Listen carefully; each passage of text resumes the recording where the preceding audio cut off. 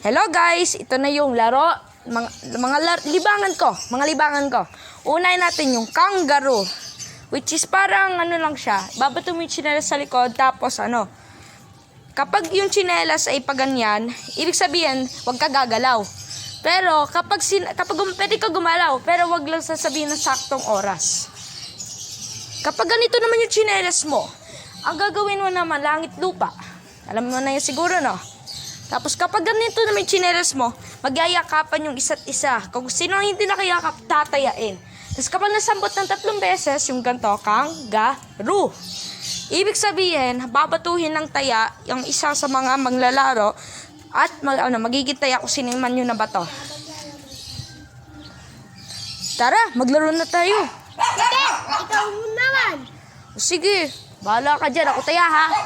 O ito, 1, 2, 3. Hook! Ay, huwag ka gagalaw, ha? Bumaki!